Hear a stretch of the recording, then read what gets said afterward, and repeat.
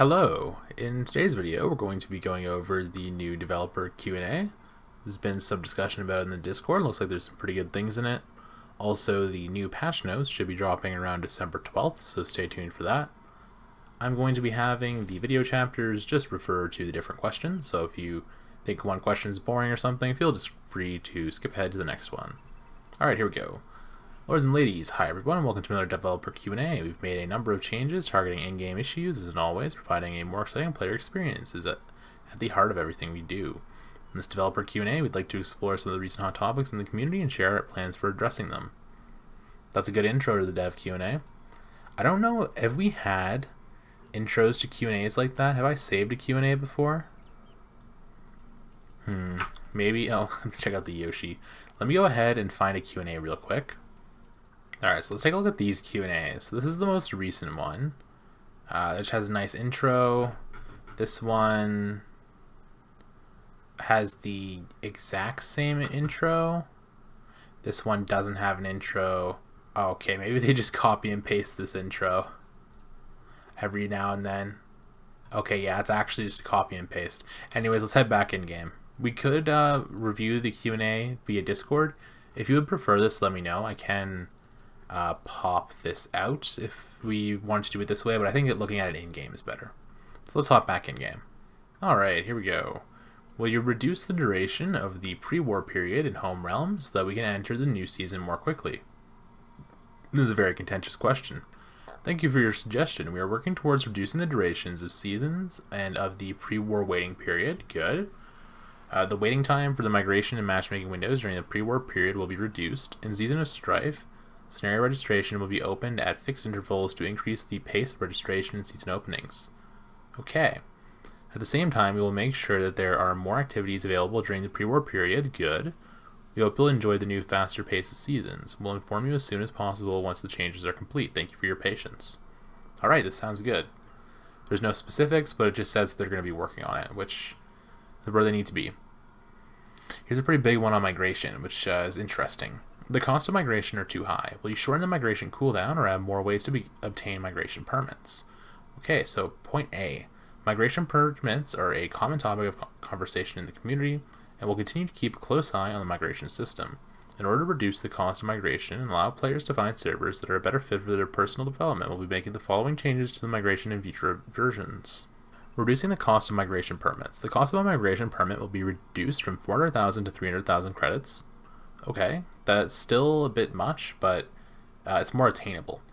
Anyways, here's the interesting part. Adding more ways to obtain migration permits.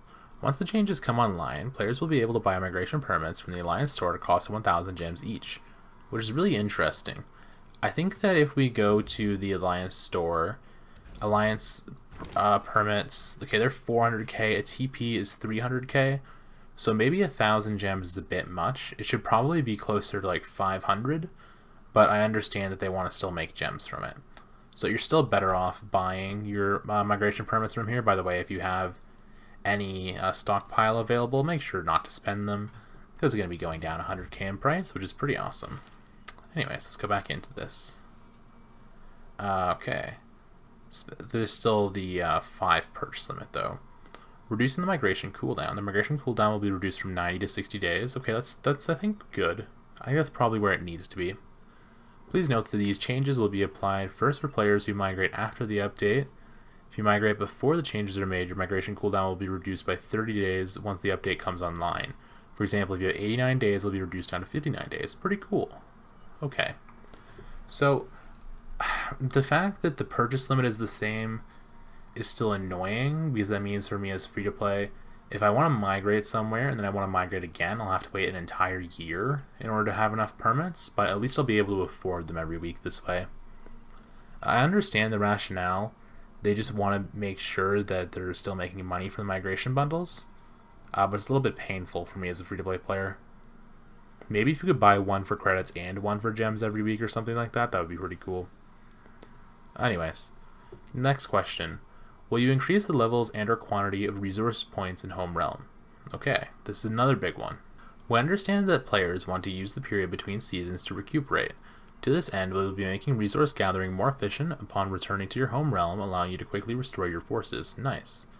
In update 1.0.33, we will be increasing the levels of resource points, mobs, and Darkling Forest and Home Realms for servers that entered Season 2 and beyond. Okay.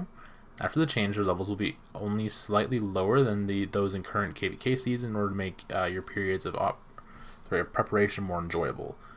This adjustment to levels will happen each time a new KvK season begins. Okay, so it looks like they're doing what that one suggestion the guy made before was of having the nodes be a higher level when you're not in KvK and then going back to being a lower level when you're actually in KvK, which makes sense. When the feature becomes available, all home realms will see an increase in the levels of the resource points, mobs, and Darkling Forest depending on which season they are currently in. We hope this will allow you to recuperate and build up your forces before you charge into the fray once more in the new season. Maybe it actually won't be that way. Maybe it'll just like gradually increase as you go like from season 2, then season pre-strife, and then season of strife. Okay.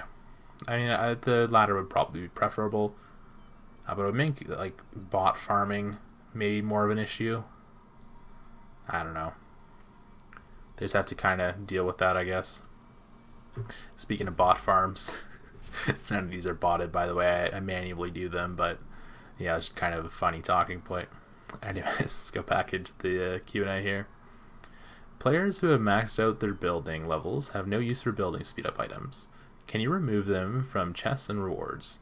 We are currently working on a feature that will allow players to convert surplus building speed up items into other types of speed up items. This feature will be added as a part of the 1.0.34 update. Thank you for your patience while we finish work on this feature. Okay, so this is interesting. We want to saved. The last update was 32, I think. Yeah, I'm pretty sure this was the last update. No, maybe it was 33 actually. Yeah, it would have been 33, so 34 is the next update then? That's interesting. Looking forward to that. Alright. Wait, no. It's next update is 33. Yeah, because this is the resource point 33, so 2 updates away. So in like January, I guess. Alright. Currently at the end of seasons, you have to manually remove low activity players who haven't migrated. We add a feature that allows us to banish these players en masse. So this is a very contentious topic, and they've said no 10 times. Let's go ahead and see what they say this time. Thank you for your suggestion. Taking into account the experiences of players who have been banished, we have decided not to allow High Kings to banish players en masse. Instead, we will develop a leave ticket feature. The High King will be able to issue leave tickets to players. Players who accept leave tickets will not be counted toward their server's power during the next season's matchmaking phase, and will receive additional discounts when migrating. This feature is currently planned to be added as part of the version 1.0.34. If there are any changes to the plans, we'll let you know as soon as possible.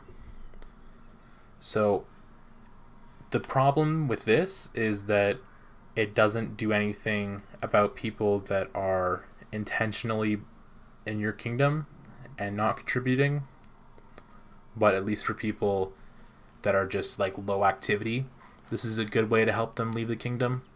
I don't know.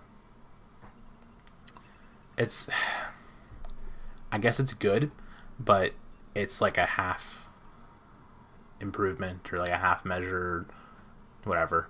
I'm glad it's being added, but they just don't understand the problem, I guess. At least it's something. Assigning titles is often tiring and repetitive. Will you be streamlining the process? Players who want to maximize benefit for everyone in the realm often find themselves repeatedly assigning and reassigning titles.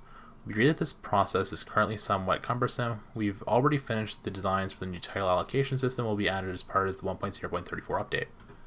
Okay, so there's a lot of things happening in this 1.0.34 update, which is good. Maybe they're going to do an advertisement push for that. That'd be really cool. I'm pretty sure that Season of Strife 3 will be the 1.0.33 update, and then 1.0.34 will be a mid-season update. I'm not 100% sure, but just in my head, I think that's what the timeline seems like. So if we're getting patch notes on on December 12th, that'll probably be the patch notes of the 1.0.33 update for the next season. I don't know. Anyways. Titan's legacy rewards aren't impressive, particularly at level 80. Will you be increasing them? we've taken on board your feedback regarding Titan's Legacy, and we'll be improving rewards offered in the next update, particularly at level 80. Stay tuned for future announcements. Alright, so they're adding new stuff in the 1.0.33 update. Cool. Here comes another question about Alliance member points. Thank you, Mr. Sneaky. Let's go ahead and read this. The Alliance member point limit is too low. Will you increase it? There's currently no limit on Alliance member points. Yes, thank you for misstating the question. Very cool. From discussions, we understand that players would like to gain more member points from daily construction efforts. However, having considered the game balance and for the player experience, we do not plan to remove the cap for member points gained through construction at this time. However, we are planning to make it possible to obtain member points by helping your alliance in other ways, such as removing enemy buildings. Okay, that's nice. We'll continue to look into the issue of member points, and we will consider increasing the total number of member points available daily if in-game circumstances call for it. They do call for it. They really do call for it. The only reason that I have 3 million member points is because I grinded member points for like 4 weeks or something in SOT1. At the end of our SOT1 season, we had no PvP, so we were doing like 10 slow builds or 5 slow build towers a day or something like that. So that's why I have so many from doing that. But for the majority of players, I just don't have enough points to actually buy anything. I've only been buying permits. I would love to be able to buy like a permit and a teleportation item a week. And right now, I think you're getting like 250k alliance points per week or something like that. It's just not enough. Alright, so sorry for the cut there. I just had all of these messages coming at the same time, so I had to make a little cut.